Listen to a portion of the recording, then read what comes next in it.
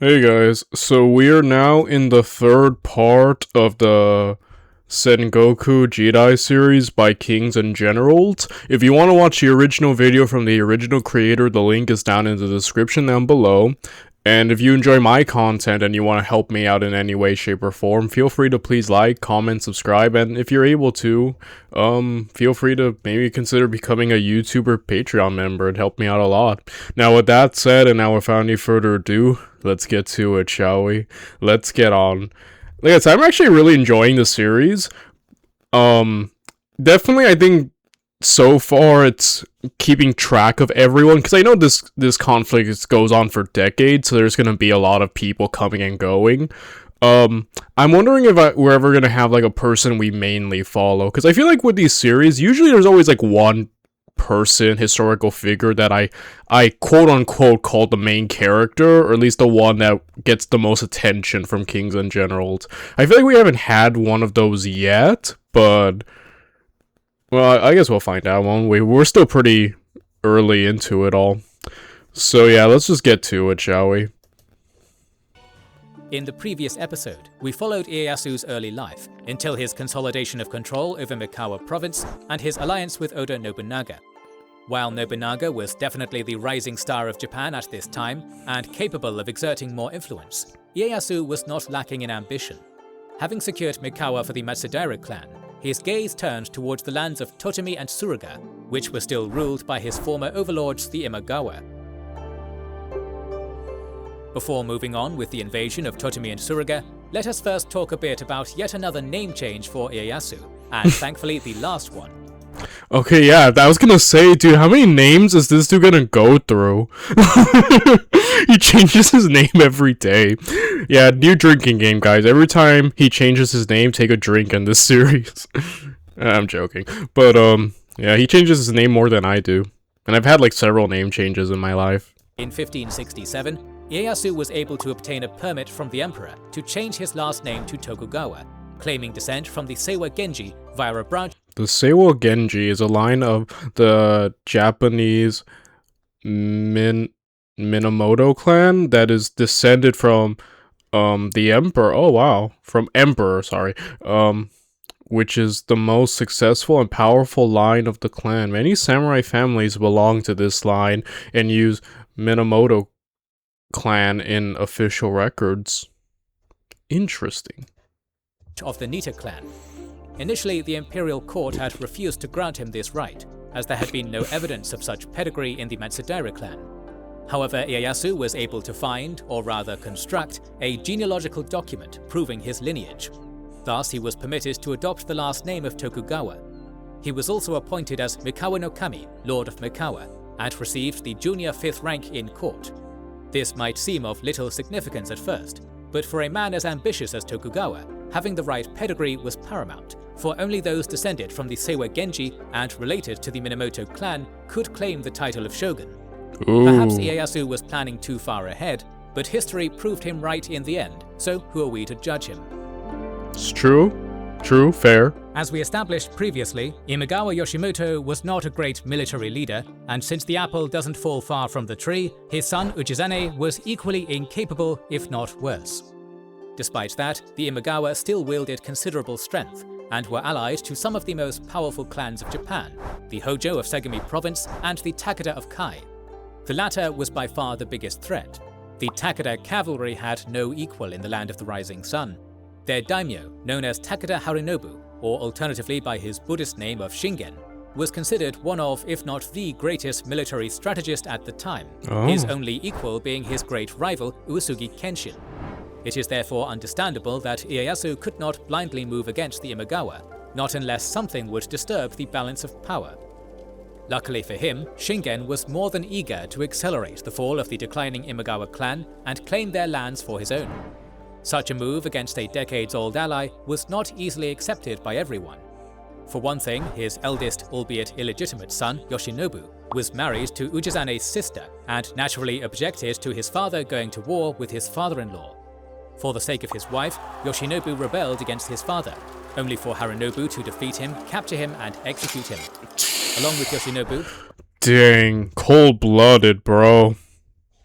One of Shingen's most trusted advisors, known as 24 Generals Obu Toramasa, was also forced to commit seppuku for the same reason. Oh boy. With their deaths, the Takeda camp was now unified behind their daimyo's will.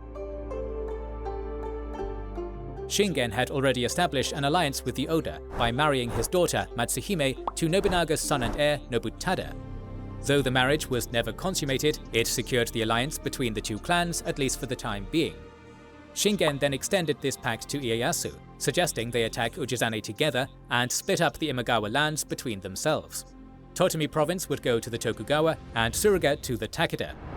Ieyasu accepted, probably thinking that in the future he would have to face Shingen either way, so he might as well benefit from them for now. The war with the Imagawa... That's smart. You know, I've been playing like Total War Rome 2. I managed to get some, like, I've been using, like, arranged marriages, though I don't think... I'm still kind of new to the whole Total War experience. It's like my first game. So, like, I managed to make, like a few marriage alliances, but it didn't seem to, like, yield long-term fruits as I had hoped.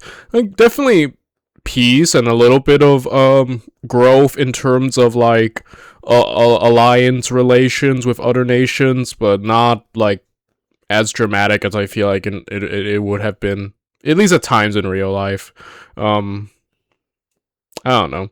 It's a mechanic that I'm still gonna have to get used to. But I do like the bribery. I often, when I'm at war with a really big populous like nation, I tend to like I've been using the diplomatic side of Total War a lot, so I managed to bribe a lot of my allies into joining the war. Like when I went to war with Bactria, I conquered most of the east, but they were on the other side of the Hellespont to like Greece, where logistically I couldn't reach them, and it wouldn't have been practical to like conquer it. So I then like made an alliance with Macedon and Athens to bribe them to take out Bactria, who had taken Sparta's original place. So I don't know. I kind of like doing that. Like I just keep bribing people to to help me in war. But yeah, it's one of my. I notice it's a strategy that I tend to start using a lot. Gawa was easier than one would have expected. Facing the much stronger Takeda forces, Ujizane's troops only temporarily managed to put a stop to the invaders at Sata Mountain Pass, while others, who had secretly switched sides, preferred flight to fight. Seeing how hopeless his position was, Ujizane also decided to flee Suruga, and sought refuge in Kakegawa Castle in Totomi. The news of their lord's retreat to Totomi disheartened the remaining Imagawa soldiers, and the entire line collapsed, leaving the road to Sumpu open. Led by Baba Nobuharu, the Takeda forces marched to the capital of the Imagawa and put it to the torch, despite Shingen's desire to take Ujizane's villa untouched on account of the many treasures the Imagawa had collected over the ages. However, while the Imagawa had offered little resistance, Shingen's actions aggravated the third party of the alliance, Hojo Ujiyasu, who dispatched his son Ujimasa to march on Suruga during the first days of 1569 at the head of 45,000 men.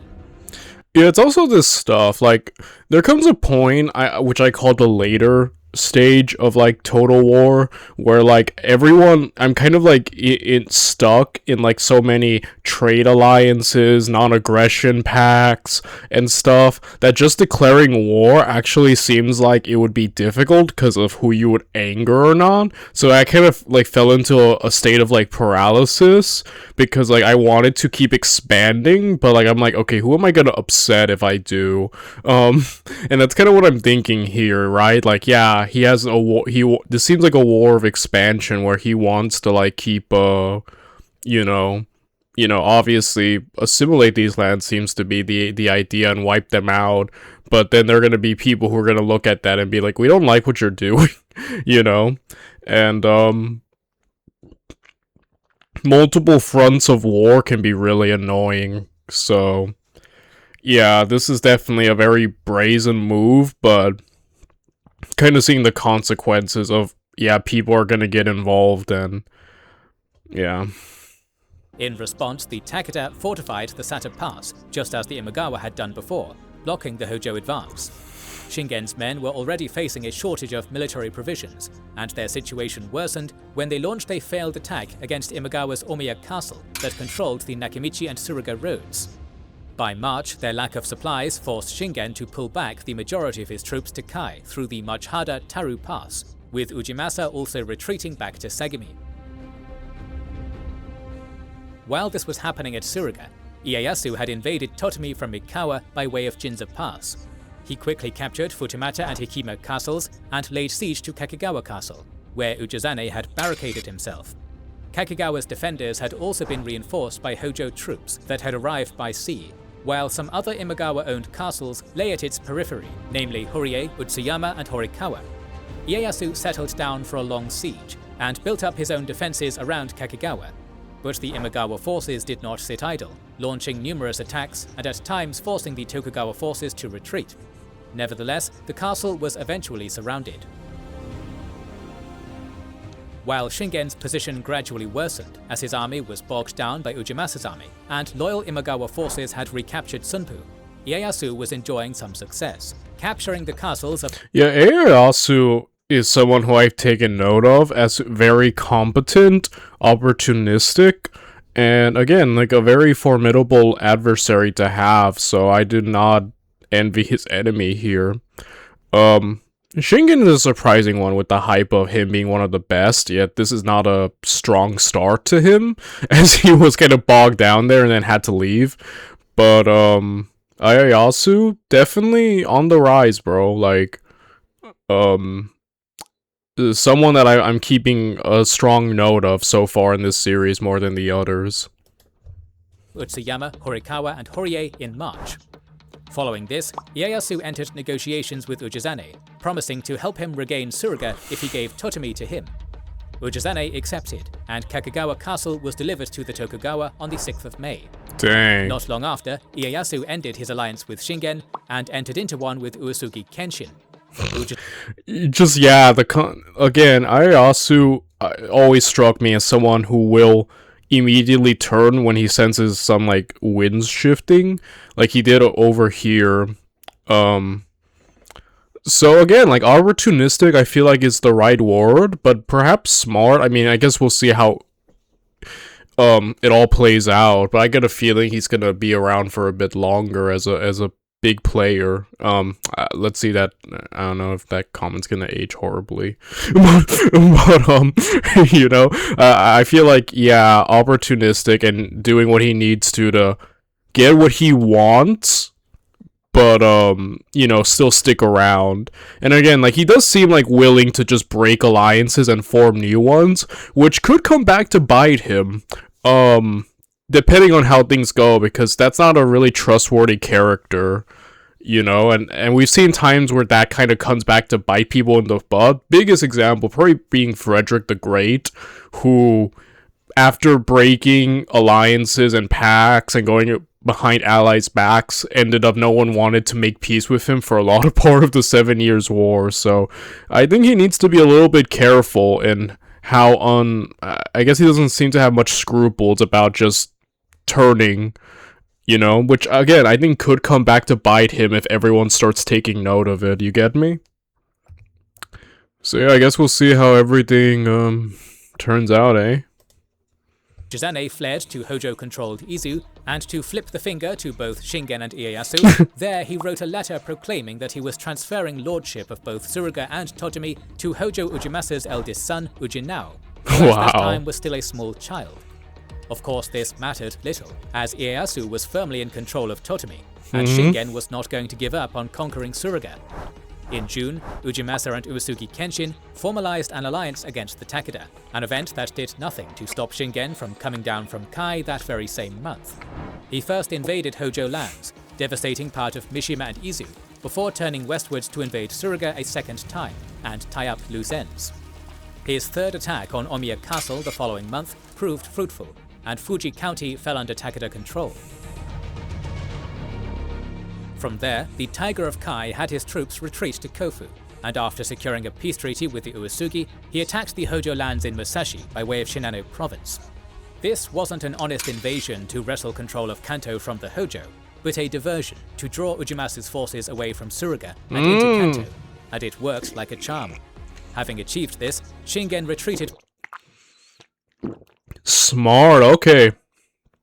Alright, Shingen. Like I said, a lot of hype at the beginning. King of the General was like, probably one of the best of the time. And I was like, not a good start for you, but okay. He got this trick going, diversion. Separate the enemy. You know, the AI in, like, Total War, I'm so sorry I keep bringing up Total War. I'm actually really happy I played it, because, like, it gives me a newfound appreciation for these war videos. But, like, the AI always does it. Like, I have a really big, powerful army, but, like, when I was fighting Bactrio, they had, like 10 smaller armies running around, so whenever I was going off to fight them, like, their other forces would go around and just keep conquering my minor settlements, so I would have to turn around or form various smaller armies to keep, like, it was kind of like whack-a-mole. Like, I could beat them on the battlefield pretty easily, but, like, it was more of a nuisance. Kind of just what this, but, like, on a larger, more bigger scale, so yeah, it is effective, though, of, like, splitting the enemy's attention and, like, you know, having to use much more resources to put things down, you get me? Back to Kofu in October and prepared to invade Suruga a third time. This time, Shingen would be successful.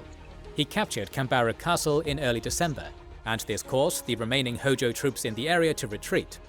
With the road open, the Takeda forces captured Sumpu, and from then on advanced at a slower pace until in December of 1571, 2 months after the death of Hojo Ujieyasu, the two clans made peace and signed a new alliance between them, bringing the third invasion of Suruga to an end and the province becoming part of Shingen's domain, with the exception of a few small parts that remained under Hojo control. While Takeda Shingen was fighting the Hojo left and right to secure his hold on Suruga, Tokugawa Ieyasu was solidifying his control of Totomi. In early 1570, he transferred his capital from Okazaki to Hikuma, which he renamed Hamamatsu, and expanded upon its castle town and defenses. He passed the ancestral seat of the Matsudaira to his eldest son Nobuyasu. Only a few months later, Ieyasu would find himself embroiled in a new conflict, as his trusted ally, Oda Nobunaga, had a fallout with Shogun Ashikaga Yoshiaki and was at war with the Asakura clan of Echizen.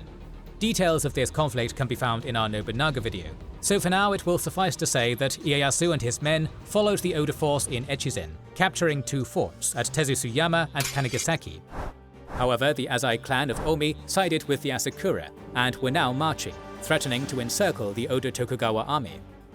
Upon hearing of this, Nobunaga called for a war council, in which an immediate retreat was decided, with Ieyasu and Toyotomi Hideyoshi appointed to lead the rearguard and hold off the Asakura forces that were pursuing them.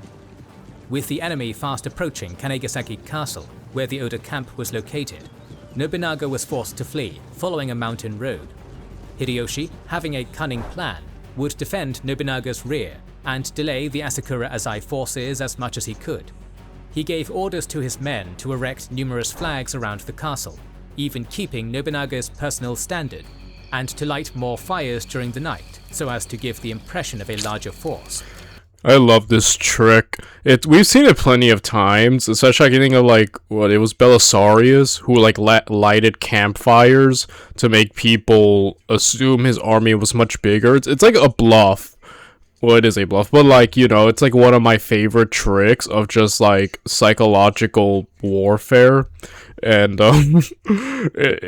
so far it's actually had a pretty good track record. I can't think of a time where it didn't kind of work, so I don't know. That's, like I said, very cunning. I like there's a lot of cunningness in this series, I've noticed. You know, people kind of using deception and tricks to fool their adversaries. I really like that about this series. The Azai and Asakura forces fell for the trick and decided to set up camp for the night and Man, love that. to attack the following day. Taking advantage of this, Hideyoshi launched a sudden assault on the Asakura camp just before dawn, threw their army into disarray, and even managed to get a hefty amount of spoils. Okay, their sources also place Tokugawa and fighting during the rearguard action, but some consider this Edo-era propaganda. In recent years, even Hideyoshi's involvement has been questioned. Before ultimately retreating all the way to Kyoto's safety, sporadically fighting off the enemy troops. He would return to Omi province to fight once more against the Azai-Asakura alliance in the Battle of Anigawa, successfully leading his troops for the first time in the open field. There, on the northern bank of the river, the Azai and Asakura had deployed their combined armies, numbering no more than 20,000 men. Initially, Ieyasu was supposed to form his army opposite the Azai, who were fewer in number than the Asakura. However, since Nobunaga harbored personal hate towards Azai Nagamasa, they switched positions, and Ieyasu deployed his hardened Mikawa Bushi on the west side, opposite the Asakura troops. Sakai Tadetsugu and Ishikawa Kazumasa led Ieyasu's vanguard, while Honda Tadakatsu and Sakakibara Yasumasa the rearguard. The battle was largely won thanks to Ieyasu's experienced soldiers, who broke the Asakura forces and attacked the Azai on the right flank. After this, Inaba Etetsu attacked the Azai on their left flank, forcing them to flee the battlefield. Dang. With the Azai and Asakura on the back foot, Nobunaga was able to handle the situation by himself, so Ieyasu returned to Hamamatsu. As we have already mentioned, Shingen concluded his conquest of Suruga in the autumn. After allying himself with the Hojo to secure his rear, he decided to march all the way to Kyoto, heeding the call of Shogun Yoshiaki, who was more or less begging for someone to save him from Nobunaga. In October of 1572, after waiting for the winter snows to block the northern passes that would prevent his rival Kenshin from coming down, Shingen led a 30,000-strong force into Totomi. His forces were further bolstered by an additional 2,000-strong regiment that was lent to him by Hojo Ujimasa. At the same time, another division, numbering some 5,000 warriors, led by Yamagata Masakage, marched towards Mikawa. Ieyasu sent a small reconnaissance force of around 3,000 men under Okubo Tadio and Honda Tadakatsu, but they were unable to achieve anything. Meanwhile, Masakage was able to link up with the main force after taking Yoshida Castle, which captured Kakigawa and Futamata.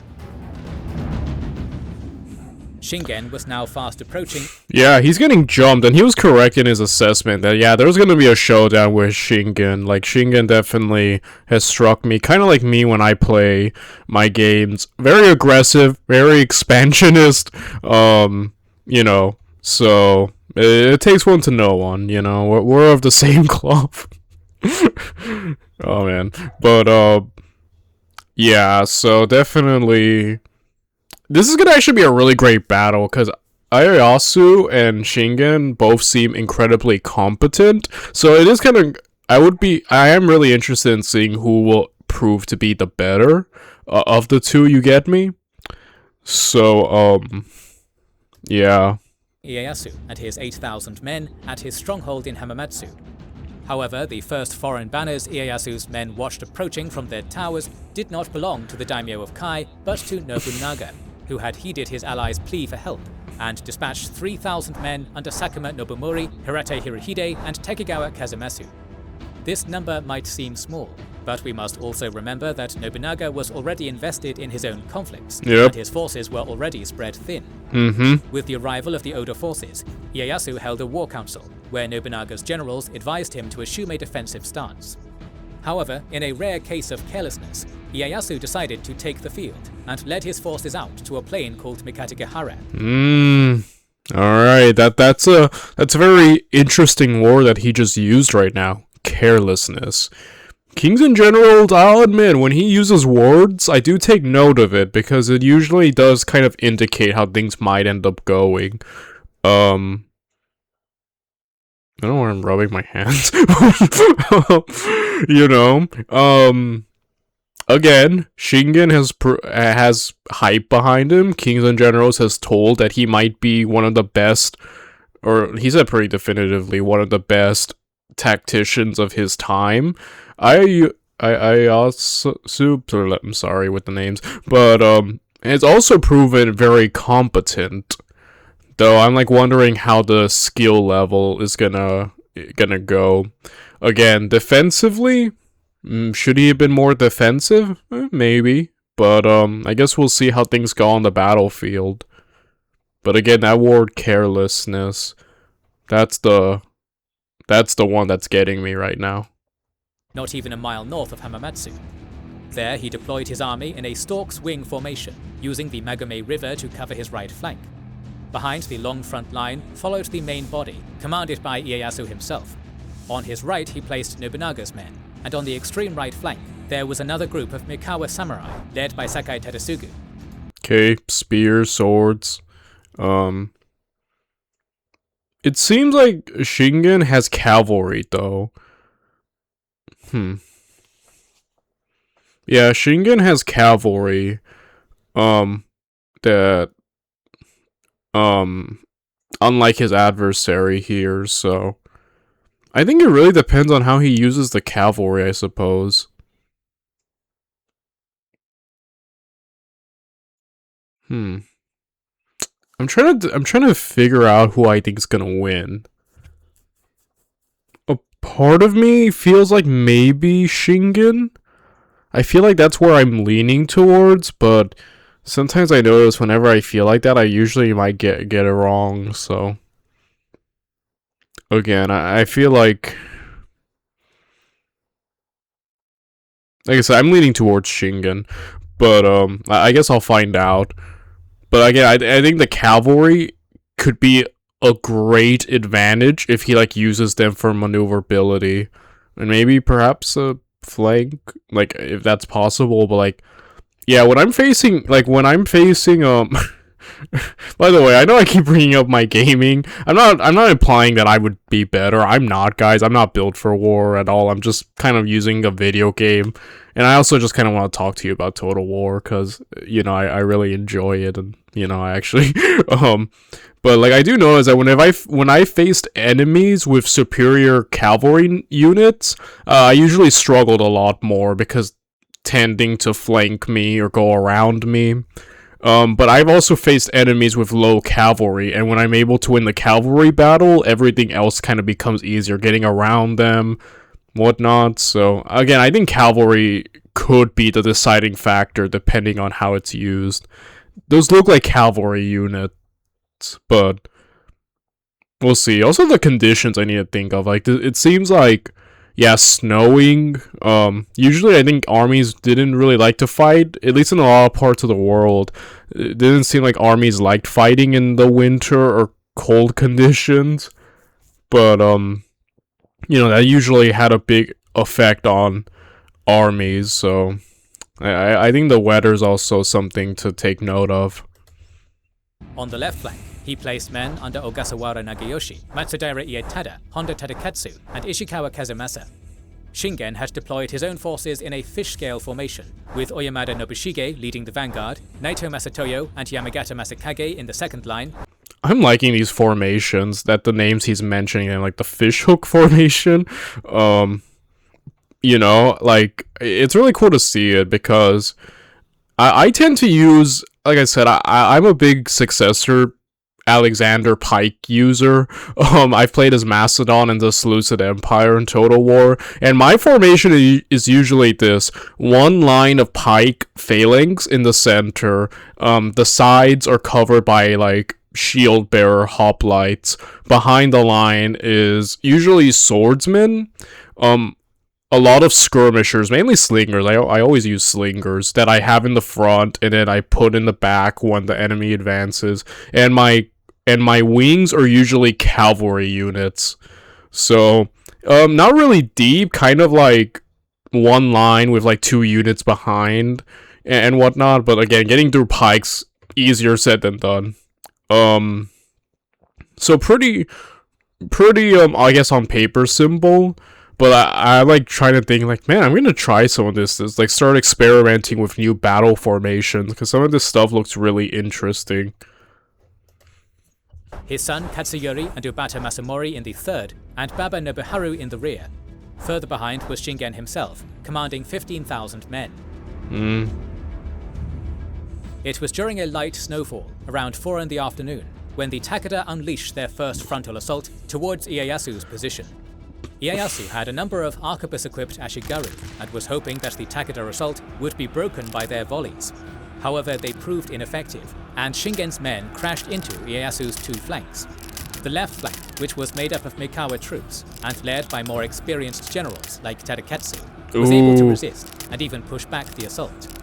That was not like the left flank, which was made up of— Dang, I just noticed that. Holy crap. Wait. Mikawa troops and led by more— Okay, good. The audio is actually working. But yeah, I just noticed, Ieyasu's right has completely disintegrated. Oh no. Oh no, he can risk being hit from the flank now, because his right's falling apart. experienced generals like Tadaketsu was able to resist and even push back the assault. That was not the case for the Oda men, who were overwhelmed. Sekima and Tekigawa turned tail and retreated, while Hirohide perished in the fight and his men fled.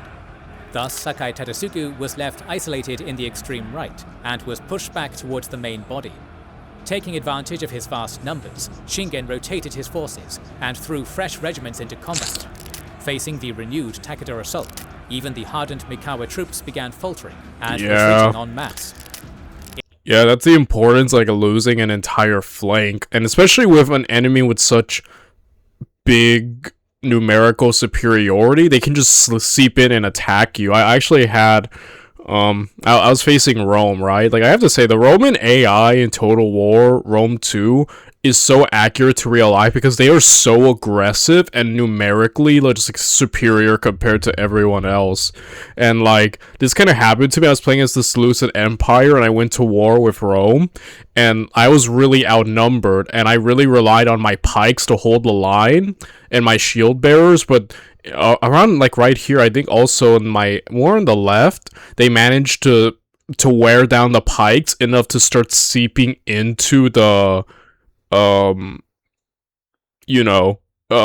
my lines, and kind of like a situation like this started developing. But fortunately, I had reserves of war elephants to just unleash upon them and immediately like plug in the gap. But yeah, it is frightening when that happens because you're at risk. Like I was, my left had broken and they were like attacking the rear of the rest of my pike silver shield men, so I needed to immediately use my war elephants to help get me out of there. But yeah, that battle, I ended up losing too much of my army to the Romans. In an attempt to rally them back, Ieyasu ordered Okubo Tadio to plant his standard, a giant golden fan, on a hill near Saigedeke to serve as a rally point. He himself went to assist Mizuno Tadashige, who had been trapped fighting two of Shingen's divisions. It was a completely suicidal decision, and Ieyasu would have perished there had not one of his retainers, by the name of Natsume Yoshinobu, intervened. It is said that Yoshinobu struck Ieyasu's horse with the back of his sword, sending it running towards the rear, while he screamed, "I am Tokugawa Ieyasu," and charged towards the Takeda soldiers, who had almost surrounded Tokugawa's bodyguard, and met his end. Dang. As for Ieyasu, he barely escaped, and made his way to Hamamatsu, where he ordered for the gates to remain open, and for big fires to be lit, employing the empty fort stratagem.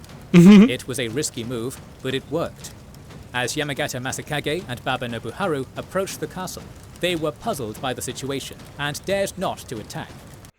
Wow, again, that strategy, I love it. Just the ultimate bluff. Even when you lose, the fact that he's making this bluff after, like, being beaten back is amazing. It is risky, right? Because, like, the aggressors have kind of won the field. They must be high on their success, or at least the way things are going. So to immediately bluff and be like, no, I can still keep fighting, even though you really can't. Again, a really bold time to use this maneuver, but it seems like it's gonna work. That night, just to reinforce their assumption that the Tokugawa had not been entirely defeated, Ieyasu sent Okubo Tadio and Amano Yasukage with a small band of men to raid the Takeda camp near the Saiga cliff. However, this story is considered anecdotal, as is another tale regarding Hattori Hanzo's rearguard action that held off the Takeda troops with a group of shinobi. Unfortunately, these tales lack much historical validity, as no contemporary sources mention them. I once want to invite you to a... In any case, Takeda Shingen had been successfully convinced that Tokugawa Ieyasu had still some fighting force to oppose him. He was also worried about Oda Nobunaga coming to his allies' assistance, and Uesugi Kenshin taking advantage of his absence from Kai. He and his generals therefore decided that the best course of action was to retreat to Kai and come back next year. Fortunately for Ieyasu, Shingen would not live that long. While besieging Noda Castle in Mikawa not even a month later, the legendary Tiger of Kai fell ill, while another popular tale tells that the Takeda daimyo fell victim to one of the snipers posted on the castle's ramparts, who... Dang. I was kind of right on the battle though. Like Shingen, I was leaning towards him winning, and in a way he did win the field, but he couldn't deliver the killing blow because Ieyasu outfoxed him in a sense, like tricked him, and managed to just weather the storm. So I guess kind of a tactical victory for Shingen, at least on the battlefield, but I think like in the long term, not that successful. So again, Ieyasu, man, I've been keeping my eye on him. He seems to be like kind of the rising star of everything. Shot Shingen in the head when the latter approached the castle walls to better hear a flute player. In any case, by April of 1573, Shingen had passed away, and Ieyasu had dodged a great threat. That year, Nobunaga suffered a rather humiliating defeat at the hands of the militant monks of Nagashima during the second siege of the castle.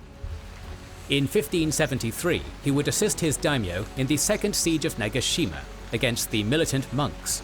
Hideyoshi led a diversionary force from the west, while Nobunaga's main body, which included his arquebusiers, committed to a frontal assault. However, because of the rainy weather, the gunpowder became damp, rendering the firearms nearly useless. This surprising turn of events allowed the Ikko Ikki to launch a decisive counterattack, smashing the Oda forces with their own arquebuses and forcing Nobunaga to retreat until the next year. Hideyoshi would also be present at the siege of Odani Castle, the Azai clan's stronghold, that same year, and for his contributions thus far, he would be rewarded with some of their lands in the rich Omi province that was valued at 120,000 koku. Hideyoshi, now a daimyo, would attentively develop the lands he was given. Special care was given to the firearms factory in Kunitomo that had been established earlier jointly by the Azai and the Asakura, and under Hideyoshi's guidance, the factory was expanded, and its production dramatically... Yeah, Hideyoshi and... I'm so sorry. It comes back and go. But, but point is, these two are the ones that I'm noticing, like, seem to be, you know, doing a lot, so I'm actually like, I don't know, like I seem to have a special interest in the two of them. Increased to satisfy the needs of Nobunaga's army. I'm gonna end the video right here, at least this part, and tomorrow I'll be back with part 4, I believe. So I'll see you guys then. Bye everyone.